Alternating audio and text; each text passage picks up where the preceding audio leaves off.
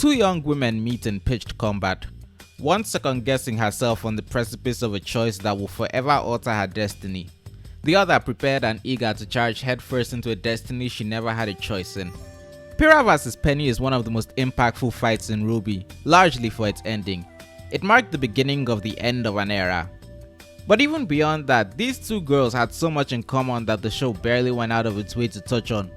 Not only would they go on to be victims of the redhead purge, but they also had expectations they never managed to fill when it came to protecting the world from evil.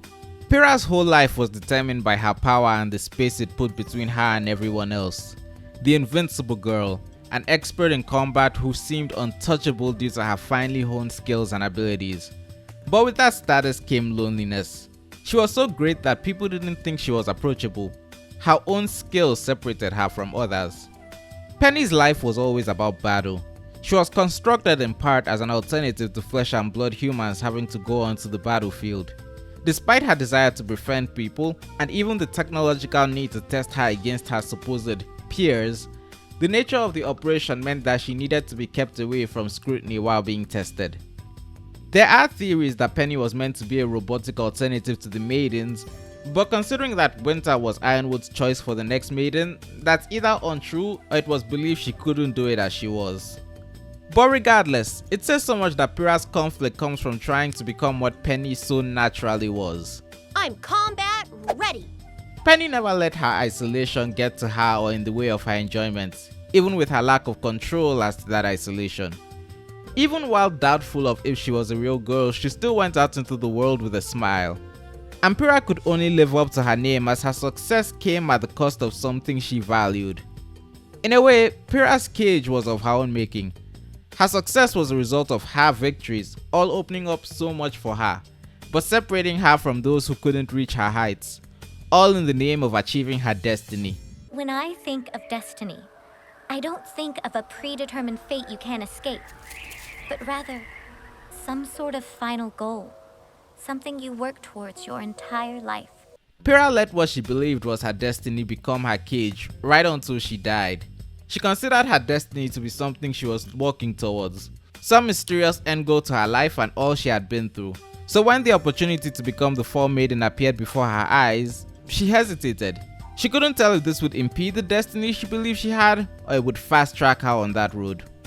She was ready to go through with it until she was told that it might affect who she is as a person due to how precarious the situation was.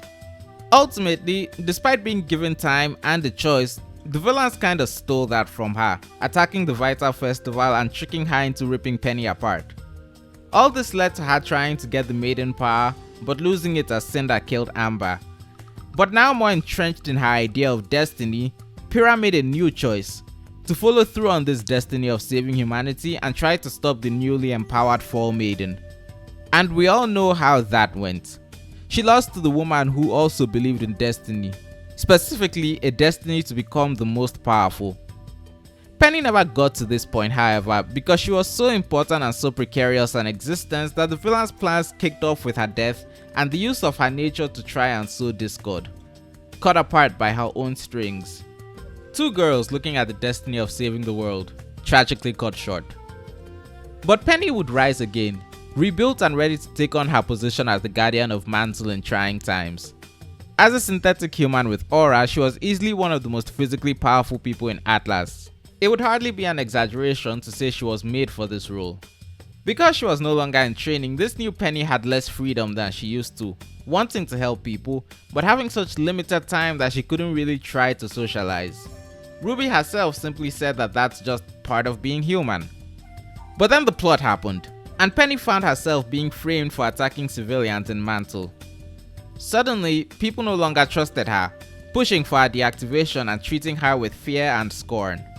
It was a new experience she wasn't familiar with, and it destabilized the confidence she had in herself. It brought up the question of who was really in control, and the answer everyone wanted was not her.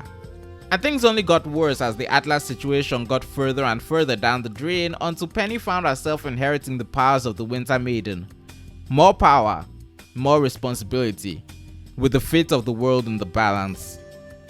And that all compounded on itself in Volume 8, with the humans divided and Salem invading, And through it all, P.E.N.N.Y had only steeled her resolve to do what she could to protect everyone, first floating the idea of surrendering to Salem before insisting on joining efforts to raise Amity. Now, I have been rather open about my general thoughts on Volume 8, and even though this video is simply a character analysis, well... And the general, he said people were going to die because of me. Is that what the writers wanted this scene to convey? Remnant is doomed, Ruby. Unless we leave, Salem will destroy Atlas, and with it, any hope humanity has left. If she makes it through her defenses, everything that follows will be on your hands. I have watched this scene like 6 times and it's still blindingly obvious to me he was talking specifically to Ruby. And he was only saying it to hurt you. It actually feels like Ruby is gaslighting P.E.N.N.Y and me when she says that. I was the protector of Mantle, but now I am much more than that, and I wish I was not. And yet, that line is actually so perfect for P.E.N.N.Y's character, so much so I wish Ironwood had actually been talking to her when he said that. Honestly, Volume 8 has a massive blind spot when it comes to the general, so with the exception of the really stupid thing he does later, Do you have the slightest idea how little that narrows it down? I'm glad he isn't that involved in P.E.N.N.Y's arc post Volume 7. I'd give the clothes off Benito's back if you really needed that. Ironically, P.E.N.N.Y does wind up getting gaslit by the Aesops in the next episode, though I can't tell if they are just dumb enough to actually believe what they are saying. P.E.N.N.Y's journey in Volume 8 was one that examined what she would do with her newfound powers and responsibilities, and if it actually granted her any freedom. And that came with accepting that she was actually a person who could make those choices, and not just a tool instrumental to saving the world. Feelings that were amplified when she fought Cinderfall, a woman who would burn the world down for more freedom. Cinder mocked P.E.N.N.Y for being a servant despite her power, and even took advantage of the importance of Amity to try and win the fight. But ultimately, she was no match for all of P.E.N.N.Y's power, though Ironwood's poor decision-making skills were. In the end, P.E.N.N.Y decided to make a choice despite her father's wishes and physically lifted Amity long enough for some of the message to play. And that's when Watts put a virus in her brain, forcing her to crash land outside the Schnee Manor, apologizing for her failure. Just as things were getting better, P.E.N.N.Y's freedom was once again put into question. Her robot body had become vulnerable, and she was infected with the virus that took control of her and threatened to end her life. And so, she made yet another choice. While using her humanity, her soul, to suppress the virus, she offered to give the maiden power to RWBY before she could lose it. RWBY would not accept this as a solution though, but no one present actually had the know-how to save P.E.N.N.Y from her robotic body, and so they came up with a compromise. To provide her with a human body and release her from the virus's control, making her a real girl. And this would be an action that would define the failure and success of P.E.N.N.Y 2.0. It's funny that in the volume where the writer stated that Ironwood getting a robotic prosthetic was a sign of him losing his humanity, I feel that P.E.N.N.Y switching from a robot to a human body symbolizes an even larger failure, an inability with the world of Remnant to deal with the conflict of P.E.N.N.Y's existence.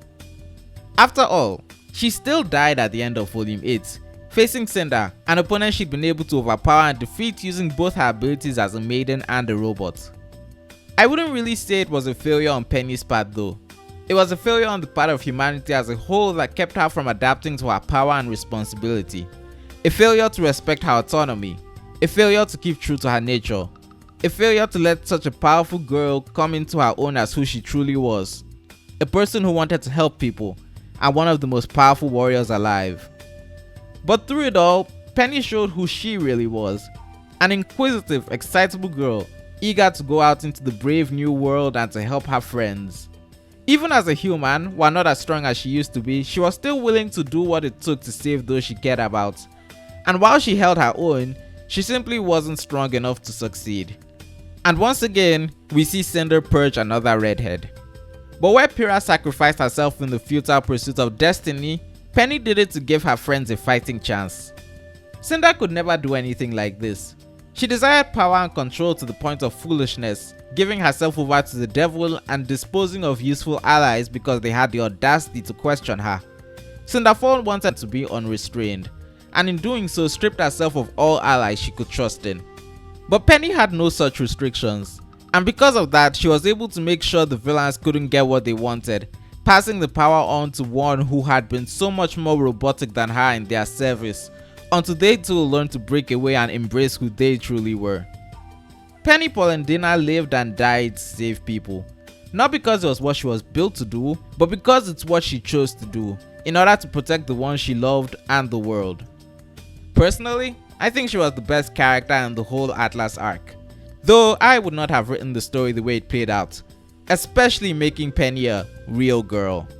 But I think I can see what the writers were going for, and while I may disagree and even think some parts weren't good, I can respect that. But this is just my analysis of Penny Polendina. I'd love to hear yours. Tell me your thoughts on Penny down below in the comments, and while you're at it, don't forget to like and subscribe to the channel. Thank you and good day.